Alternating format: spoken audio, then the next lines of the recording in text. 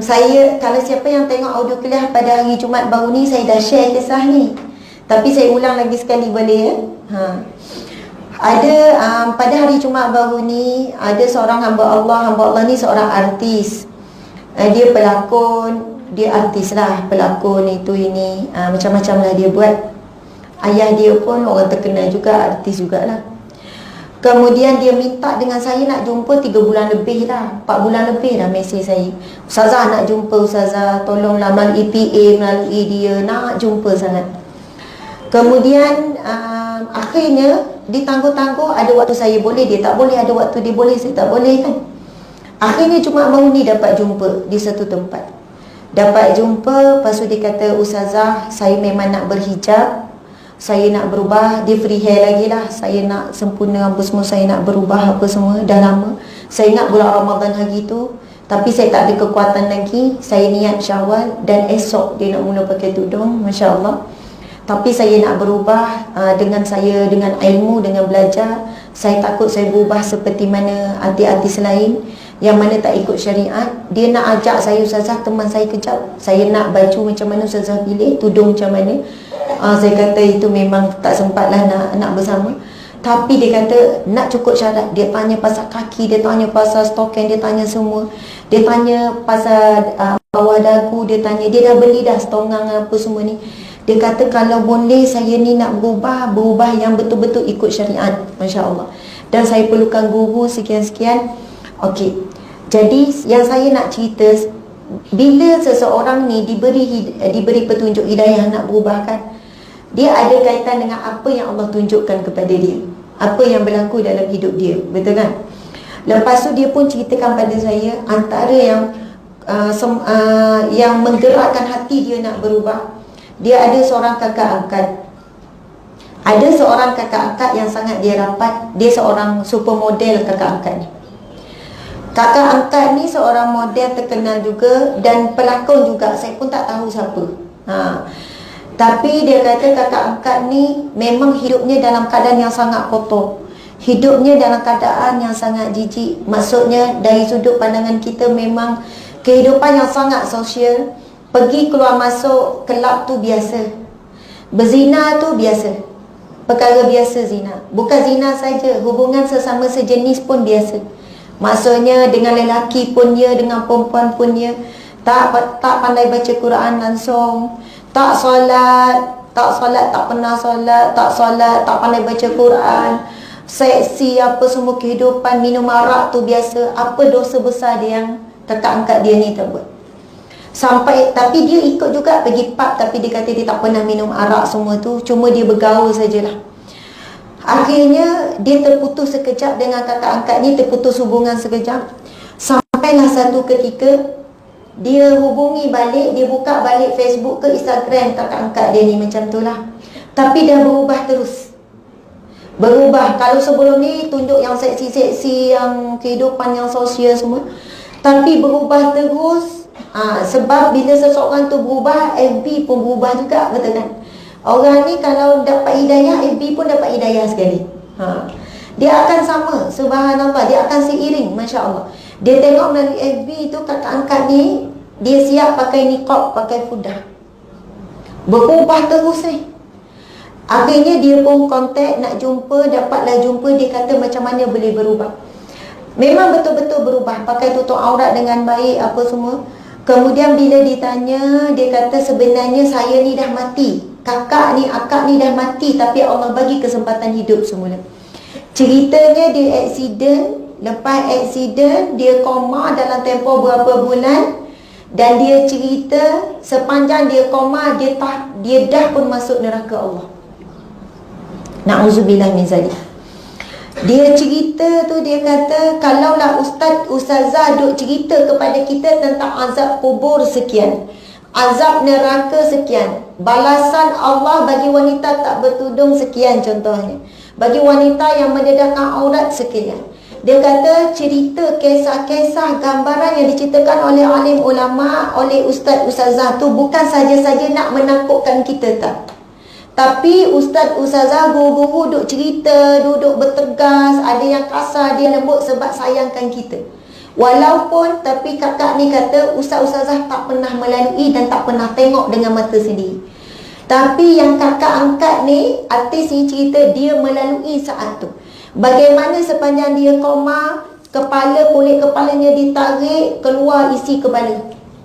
Bagaimana hari-hari badan dia disiat-siat, kulit dicabut, disiat hidup-hidup. Bagaimana dia dibakar dalam api. Bagaimana dia ditenggelam dalam lawa. Dia sebut lawa, maksudnya macam gunung berapi yang panas tu. Lepas hancur, lebur, semua sakit, apa perih, kemudian Allah hidupkan balik, diseksa. Sepanjang dia koma, dia diseksa. Dan dia rasa memang betul-betul dia dah mati, dia dah mulakan tempoh yang diseksa oleh Allah. Ya Allah, astaghfirullahalazim, na'udzubillah min zalik. Saya bila dengar tu memang naik bulu roma. Dia pun bercerita, ustazah, kakak angkat saya cerita menangis-nangis sebab dia melalui bagaimana sakit. Tapi dia minta dengan Allah, ya Allah, izinkanlah ya Allah, hidupkanlah aku semula. Dan inilah permintaan semua orang. Ini permintaan semua orang setelah mati. Sebab itu bila kita sebut hari kiamat, ia bukan hari hisab saja, ia adalah hari penyesalan. Orang yang puasa 30 hari Ramadan pun menyesal. Walaupun kita puasa, ramai mana orang yang berpuasa sempurna bulan Ramadan, dibangkitkan di akhirat kelak menyesal. Menyesal kerana apa? Menyesal dosa-dosa tak diampunkan oleh Allah. Sebab Nabi sebut kamil shaimi laisa lahu min siyamihi illa al-ju' wal 'atash. Betapa ramai orang yang berpuasa tak dapat apa-apa daripada puasanya kecuali lapar dan dahaga. Nauzubillah, ibu-ibu, para jemaah muslimin muslimat sekalian. Cuba bayangkan, nauzubillah, kalau kita dibangkitkan di padang mahsyar kelak, lalu dibentangkan tentang puasa Ramadan kita. Berapa kali kita Ramadan? 40 kali, 50 kali.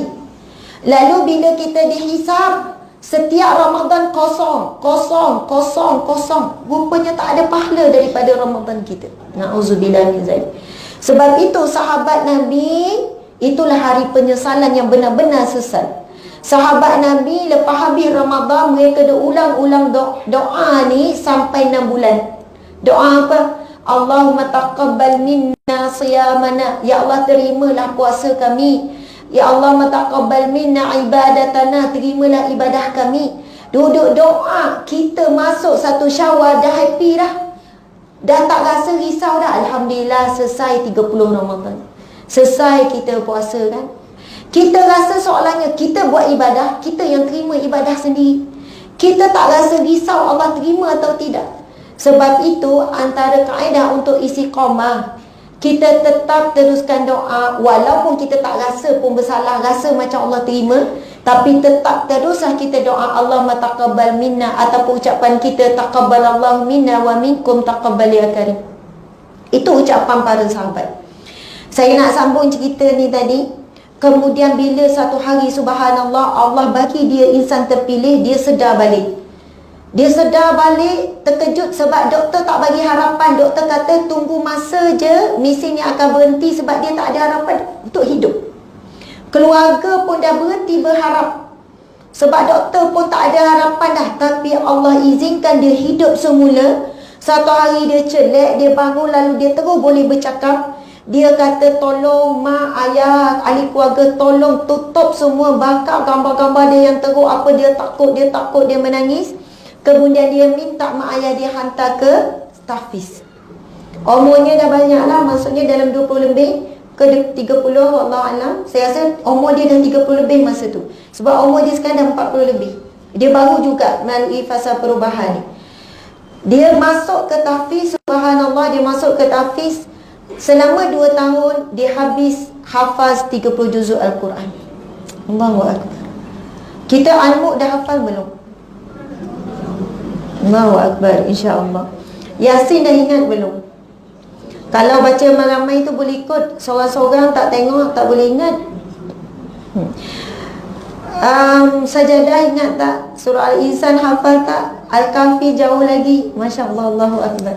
Sebab itu kita ni sebenarnya penat apa ni? Penat makan, penat tidur, penat berjalan, penat rehat, penat apa? Takut orang yang banyak rehat ketika hidup, maka dia akan penat setelah mati. penat hadapi hisab, penat hadapi ketakutan dalam kubur. Penat, sangat penat. Tapi orang yang penat ketika hidup, dia akan rehat selepas mati. Sebab tu saya start dengan penat-penat tu tadi kan, sebab kita ni mulut mudah sangat nak bungut, itu penat, ini penat. Kita belum betul-betul penat sebenarnya. Dah mati esok baru tahu erti penat yang sebenar. Na'udzubillah min zalik. Mudah-mudahan kita dapat rehat selepas mati, insya-Allah. Dia 2 tahun dia masuk tahfiz, mungkin sebab subhanallah hati dia betul-betul ketakutan, dia memang dah nampak dengan mata dan dia dah lalui penyiasaan ketika masa koma dan sebagainya, sampai Allah bagi kekuatan daripada dia tak reti baca Quran, daripada sekian sampai dia boleh habis 30 juzuk.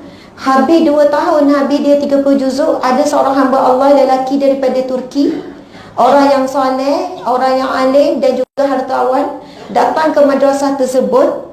Lepas tu lelaki ni pun kata, saya datang ke sini nak cari calon isteri. Masa tu guru di madrasah tersebut, masa dia kata boleh pilihlah mana, mungkin ada yang mana, wallahu alam. Semua pakai niqab kan, nampak mata, jadi tak tahu muka macam mana. Terus saja bila dia masuk, berapa orang sahabat lagi mungkin umur-umur yang dah wajar jadi isteri, terus lelaki tu tunjuk pada dia. Allahu Akbar. Sekarang dia duduk kat Turki. Lepas tu yang arti ni tunjuk bagaimana kehidupan dia, subhanallah. Allah bagi dia satu hidayah, satu kesedaran, dan Allah bagi dia juga terus seorang pembimbing, seorang suami yang soleh yang bimbing dia, yang jaga dia supaya dia istiqamah. Sebab ramai-ramai orang yang berubah drastik, bila jumpa kawan-kawan balik, jumpa balik kehidupan asal, dia kembali kepada asal. Tapi Allah ikat dia, subhanallah. Habis dia dalam tempoh 2 tahun, dia diikat melalui seorang suami yang baik. Masya Allah. Sebab itu kadang-kadang kita ni kan, kita tak tahu Allah nak ikat kita supaya istiqamah macam-macam cara.